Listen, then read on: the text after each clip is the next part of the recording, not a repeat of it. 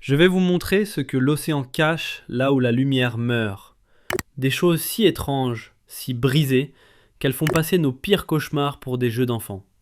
Restez, parce que le fond n'a jamais été aussi inquiétant.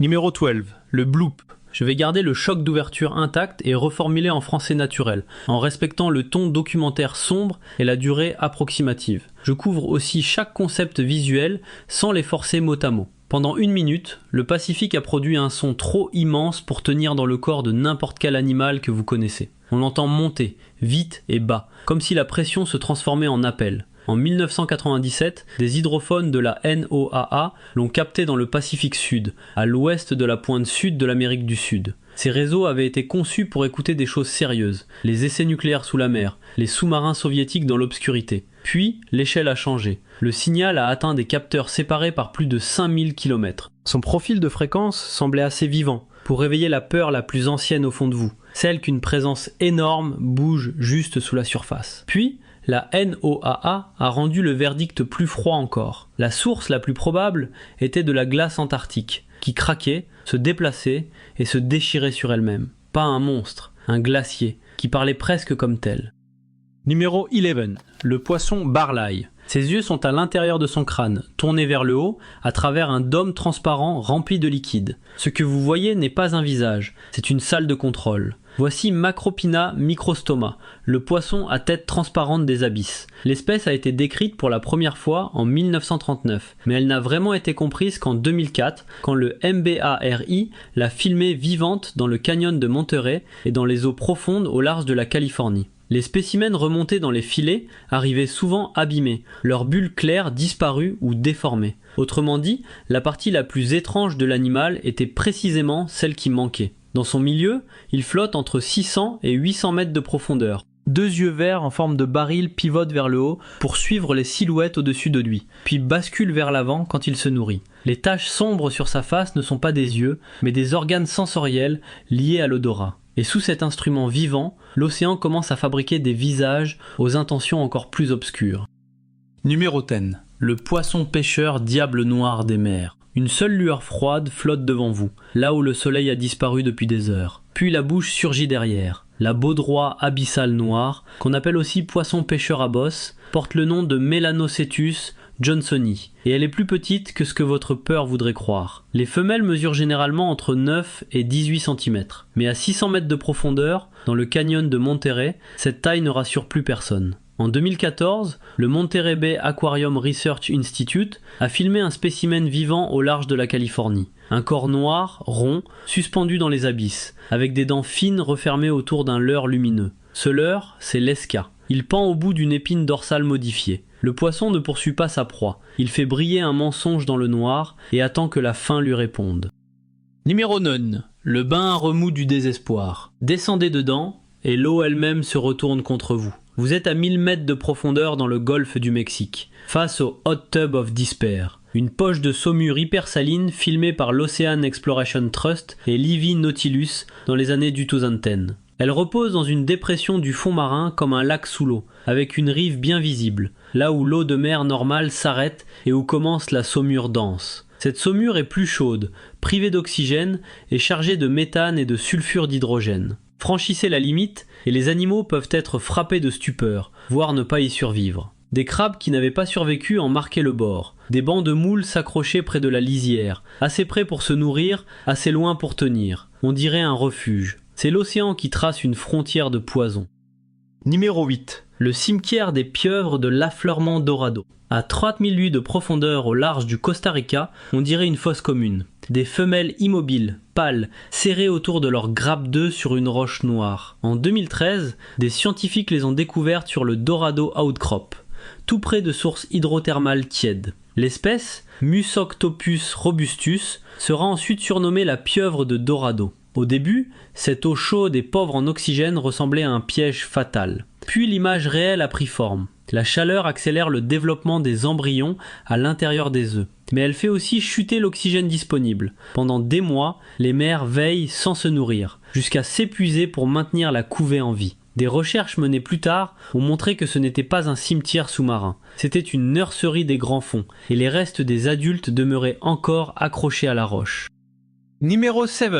Les sources hydrothermales noires des Galapagos. À cette profondeur, on s'attendrait à ne trouver que de la roche morte. À la place, le fond de l'océan crachait du feu dans l'obscurité. En 1977, le submersible Alvin atteint la dorsale des Galapagos, dans l'est du Pacifique, et y découvre des cheminées minérales de 18 mètres, dressées à près de 2500 mètres sous la surface. De ces sources hydrothermales jaillissait une eau portée à plus de 350 degrés Celsius, sans jamais entrer en ébullition à cause de la pression écrasante. D'épaisses colonnes noires chargées de sulfure métallique s'en échappaient, comme la fumée d'une usine engloutie. Puis la vie est apparue. De pâles crabes des grands fonds progressaient dans cette lueur étrange, tandis qu'autour des fumeurs noirs, tout un monde s'accrochait à l'abîme. À côté des cheminées, des immenses vers tubicoles s'élevaient, remplis de bactéries, là où l'on aurait attendu un estomac. Le plus bouleversant, ce n'était pas la température, c'était l'écosystème. Vous regardez l'instant où la biologie a réécrit ses propres règles, à 2,5 km sous un soleil qui n'atteignait plus rien. Numéro 6. Le sac plastique de la fosse des Mariannes. À 10 898 mètres de profondeur, au point le plus profond jamais observé, le premier objet humain filmé était un sac plastique. Vous regardez Challenger Deep, dans la fosse des Mariannes, là où la pression dépasse 1000 atmosphères, soit environ 16 000 livres par pouce carré. En 2018, une analyse de la Jamstec a recensé un sac à usage unique sur des images prises par submersible à cet endroit. En 2019, Victor Vescovo est descendu à bord du DSV Limiting Factor et ses caméras ont filmé un sac plastique ainsi que des emballages de bonbons sur le fond marin de Challenger Deep. Là-bas, dans l'obscurité du plancher abyssal, là où l'acier peut se déformer sous la pression, l'endroit le plus profond de la Terre porte encore nos déchets. La fosse écrase les sous-marins, mais elle n'arrête pas le sac. Numéro 5, l'épave de l'USS Johnston.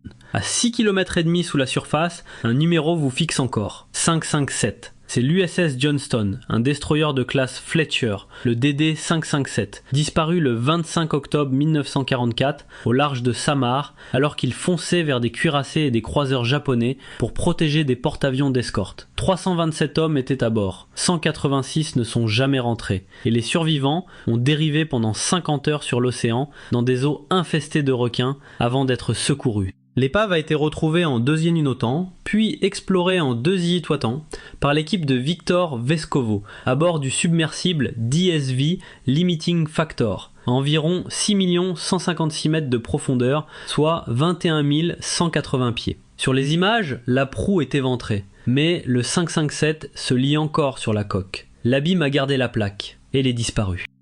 Numéro 4, l'épave du K-278 Komsomolets. 800 000 fois le niveau normal de l'eau de mer. C'est la mesure de césium relevée dans un prélèvement près d'un conduit de ventilation du K-278 Komsomolets en 2019. Ce sous-marin nucléaire soviétique a sombré ici le 7 avril 1989, après qu'un incendie l'a ravagé en pleine mer de Norvège. 69 marins étaient à bord, 42 n'ont pas survécu. L'épave repose à environ 1680 mètres de profondeur, à plus d'1 mile sous la surface, avec toujours à l'intérieur un réacteur nucléaire et 2 torpilles à charge nucléaire. Plus tard, des submersibles ont inspecté la coque endommagée, les coursives abandonnées, les couchettes vides, puis ce réseau de tuyaux rongés par la corrosion, où le métal rouille encore dans l'obscurité. À cette profondeur, on ne regarde pas seulement l'histoire, on regarde une tombe engloutie se consumer lentement autour de métal radioactif. Numéro 3. Le champ de débris du Titanic. La première chose que les caméras ont trouvée, c'est une absence qui avait la forme de personne. Des chaussures sur le fond marin, des vêtements, des bagages, de la vaisselle, des objets personnels, éparpillés là où un seul navire aurait dû se trouver. L'équipe de Ballard et de Michel a retrouvé le Titanic le 1er septembre 1985, à 3800 mètres de profondeur dans l'Atlantique Nord. On s'attend à une épave. À la place, on découvre une déchirure. La proue et la poupe reposent séparées, disjointes par un champ de débris marqué par des vies interrompues en plein mouvement. 1517 personnes ont perdu la vie ici en avril 1912. Ce n'est pas un musée, c'est un lieu de recueillement. Des rusticles pendent de l'acier comme une décomposition figée, formée par des bactéries qui se nourrissent de fer, dont Halomonas titanicae. L'océan est encore en train de l'absorber. Numéro 2. Amphipode ado contaminé par des PCB. Le poison est déjà dans les animaux. À des profondeurs où la lumière n'arrive jamais, on retrouve pourtant encore des substances nées dans des usines. En 2017, une étude publiée dans Nature, Ecology and Evolution a signalé la présence de polluants organiques persistants chez des amphipodes ados de la fosse des Mariannes et de la fosse des Kermadec, dont Hirondellea gigas. Là, on parle de vie prélevée entre environ 7000 et 10 250 mètres sous la surface, où la pression transforme le fond marin en autre monde. Les chercheurs ont analysé leurs tissus et y ont trouvé des PCB, des composés industriels liés à des équipements électriques, ainsi que des PBDE, associés aux retardateurs de flamme. Le trajet le plus probable était lent et implacable, avec des restes qui coulent, des particules et des réseaux alimentaires qui entraînent la contamination de surface jusque dans les fosses. L'abîme ne nous a pas caché la vérité. Il a avalé ce que nous y avons laissé tomber, et maintenant, c'est l'océan lui-même qui commence à porter la blessure.